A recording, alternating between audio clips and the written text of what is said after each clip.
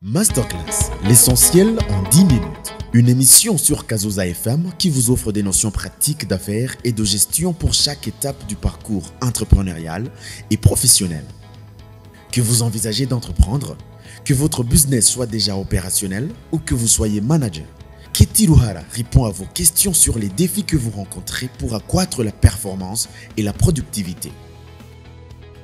Leçon numéro 5. Comment j'ai échoué avec succès mon premier business?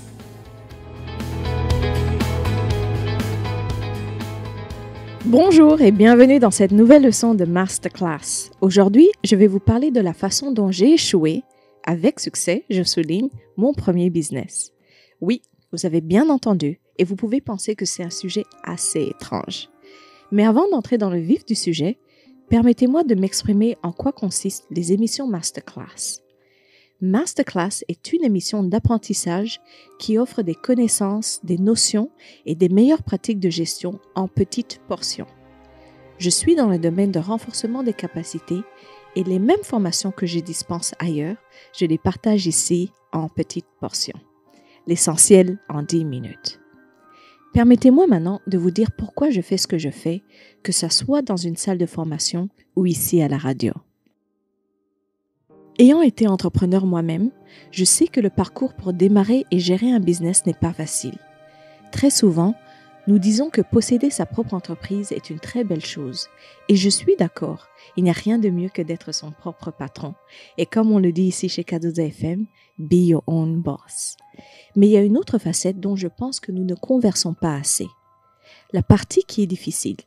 Les nuits blanches, le stress et l'anxiété, la fatigue, les procès, les sacrifices et les nœuds dans votre estomac alors que vous vous interrogez incessamment sur les questions d'argent et de gestion des employés. Ma conviction est celle-ci. Après avoir moi-même appris avec le temps, plus vous investissez en vous-même et développez votre équipe, plus vous aurez une armée capable de mener un bon combat avec vous. Plus vous apprenez, plus vous acquérez des connaissances. Et plus vous les mettez en pratique dans votre entreprise, meilleurs seront vos résultats. Et c'est ce qu'est l'émission Masterclass. C'est un programme d'apprentissage qui vous offre des notions d'affaires et de gestion qui, lorsqu'ils sont appliqués, changeraient considérablement le cours de votre entreprise. L'apprentissage est un voyage de toute une vie. Et pour devenir les meilleurs dans ce que nous faisons, nous devons intégrer dans notre routine un peu de temps pour acquérir de nouvelles connaissances. Et c'est ce que Masterclass cherche à devenir, votre partenaire d'apprentissage de premier choix. Revenons au sujet d'aujourd'hui. Voici les 5 éléments qui ont contribué à la chute de mon premier business. Et pour chacune d'entre elles, il y a des pratiques de gestion qui y sont associées. Mon espoir est que nous vous aiderons à les assimiler et à les appliquer dans votre propre business si vous ne l'avez pas déjà fait, bien sûr. C'est parti! En tête de ma liste des raisons qui ont conduit à la chute de mon premier business, il y a le fait de ne pas avoir fait les calculs correctement. Lorsque j'ai lancé mon business, j'étais optimiste et pensais que j'atteindrais le seuil de rentabilité plus rapidement que je ne l'ai fait. Cela signifie que j'avais un déficit, mois après mois. Les ventes que nous réalisions étaient considérablement inférieures à nos dépenses. Le loyer, les salaires, les coûts de distribution et autres coûts fixes et variables étaient supérieurs à nos revenus. Je n'ai donc pas su établir un état réaliste de projection des ventes et des dépenses. Un tableau de projection des revenus et des dépenses est une image prévisionnelle de vos ventes et de vos dépenses sur, disons, 12 mois. Cela vous permet d'estimer votre volume déficitaire de mois en mois. Vous voyez, en faisant cela, vous amenez votre esprit à se demander comment combler cet écart. Vous exercez votre esprit suffisamment tôt dans votre parcours entrepreneurial pour identifier de manière créative les moyens de réduire le déficit. Lorsque nous ne posons pas ces questions suffisamment tôt dans notre parcours entrepreneurial, lorsque les choses se compliquent, nous nous retrouvons à choisir des alternatives qui ne sont pas les meilleures, comme puiser dans notre capital ou contracter des crédits, ce qui augmente graduellement notre passif. Faire un tableau de projection des revenus et des dépenses révélera donc votre position déficitaire estimative et incitera votre esprit à se poser des questions telles que comment pouvons-nous réduire nos coûts et accroître nos ventes afin d'atteindre le seuil de rentabilité le plus rapidement possible.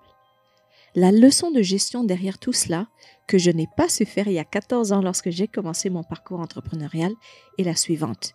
Faites bien vos calculs. Faites une estimation de vos recettes et dépenses éventuelles dans un tableau Excel.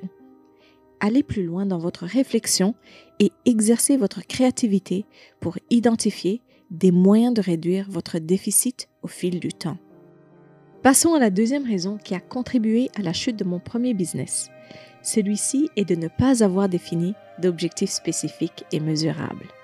Oui, je savais que je devais réaliser un certain volume de vente, mais ce n'était pas assez précis. Vous voyez, la pratique de fixation d'objectifs n'est pas réservée aux grandes entreprises. Quelle que soit la taille et le type d'entreprise, nous devons avoir des objectifs au niveau macro et, plus important encore, les cascader au niveau individuel. En procédant ainsi, vous serez en mesure d'évaluer vos employés de manière objective, vous aurez le sentiment de ramer dans la même direction et surtout, vous ne serez pas le seul à porter le poids. Dans une émission précédente de Masterclass, j'ai parlé de la façon de fixer des objectifs et développer un plan d'action. Retrouvez-la sur notre chaîne YouTube, Kazoza FM, pour en savoir plus étape par étape. Et donc, je passe à la troisième raison qui a contribué à la chute de mon premier business. Celui-ci est de ne pas avoir développé mon équipe. Peu avant le démarrage de mes activités, il était clair que j'avais besoin de personnel dans le domaine de la vente. Et j'ai donc entamé un processus de recrutement. J'ai reçu quelques CV, j'ai regardé ce qui semblait intéressant, j'ai organisé des entretiens, j'ai posé quelques questions et j'ai embauché à la suite d'un bon pressentiment à leur égard. En quelque temps, je me suis rendu compte que certains d'entre eux n'atteignaient pas le niveau de performance que j'attendais d'eux. Cela a accru ma frustration et j'ai fini par faire plus de travail que je n'aurais dû en faire. Mais le problème n'était pas eux. Ils n'étaient pas la raison de ma chute. Au contraire, c'était entièrement moi. Évidemment, comme je débutais ma start-up, je ne pouvais me permettre de recruter que des personnes sans expérience, fraîchement sorties de l'école. Et il n'y a rien de mal à cela. Ce que je n'ai pas su faire, c'est une analyse de l'écart des compétences. Un écart de compétences est la différence entre les compétences que l'employeur désire et les compétences réelles de l'employé. Mener une analyse des écarts de compétences vous aide à identifier les aptitudes et compétences nécessaires pour atteindre vos objectifs d'affaires. Comment le faire? 1. Pour chacun des postes dans votre boîte, y compris le vôtre, identifiez les compétences souhaitées ou nécessaires pour bien exécuter le travail. 2. Évaluez les compétences ou les capacités actuelles de l'employé ou du candidat. Et 3. Analysez l'écart et développez un plan pour accroître les compétences. Pensez-y comme une vallée qui fait obstacle à l'endroit où vous êtes et celui où vous voulez être de l'autre côté. Vous vous souvenez de la destruction du pont de Musaga? Prenons cet exemple. L'autre côté du fossé représente les compétences dont votre employé a besoin pour faire son travail efficacement. Et de ce côté-ci, les compétences qu'il possède aujourd'hui. Vous évaluez ensuite la largeur et la profondeur du fossé. En d'autres termes, vous faites une évaluation en termes de connaissances et compétences qui leur font défaut. Une fois que vous êtes tous deux d'accord sur les compétences qui leur manquent, vous établissez un plan pour construire un pont. Et dans ce cas, vous établissez un plan sur la façon dont ils peuvent acquérir ces nouvelles connaissances et compétences. Même si ça ne fait pas longtemps que vous avez commencé votre parcours entrepreneurial, vous n'avez pas besoin de disposer d'un budget de formation pour renforcer les capacités. Il suffit de faire ces 3 choses. Premièrement, embaucher des personnes autodidactes ayant une agilité d'apprentissage élevée, c'est-à-dire des personnes qui ont soif d'apprendre. 2.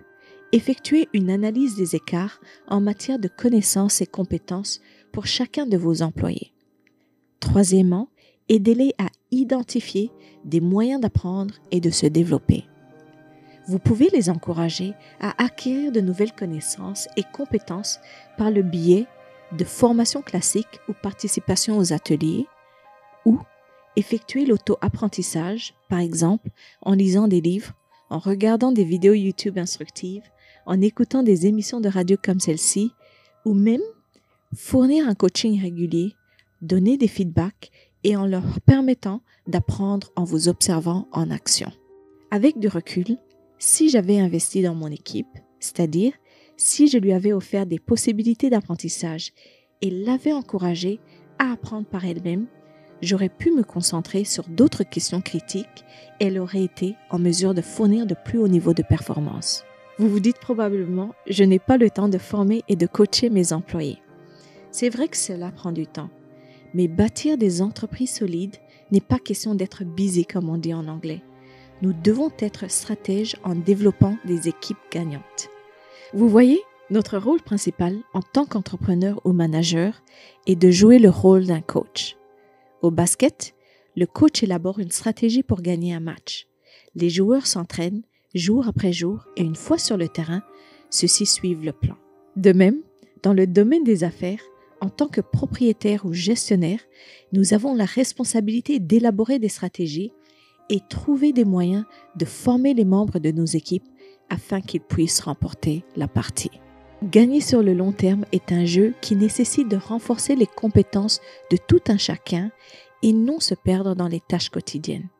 Nous devons passer de busy à bâtir une armée capable de mener un bon combat avec nous. Voilà le principe numéro 2, l'analyse des écarts des compétences. Et si je l'avais su et fait, j'aurais développé mon équipe et lui aurais permis d'obtenir de meilleurs résultats. Avant de continuer, j'aimerais prendre un moment pour remercier ceux qui m'ont fait confiance lorsque je me suis lancée dans mon premier parcours entrepreneurial. Marie, Steve, Nadège, Capi, Paul, Vestine, Kouri et tant d'autres. Merci d'avoir servi à mes côtés, même lorsque je n'avais aucune idée de ce que je faisais.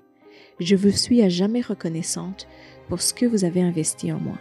Votre temps, votre énergie, votre savoir-faire, votre confiance et vos sacrifices pour que nous tenions debout. Je suis extrêmement fière de ce que vous avez accompli à l'époque et encore plus aujourd'hui. Avant de fondre en larmes, faisons un recap.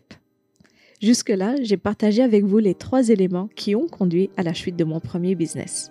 Ne pas avoir fait les calculs correctement, ne pas avoir défini d'objectifs spécifiques et mesurables et de ne pas avoir développé mon équipe. Je reviendrai la semaine prochaine, lundi, même heure, pour parler des 2 derniers éléments.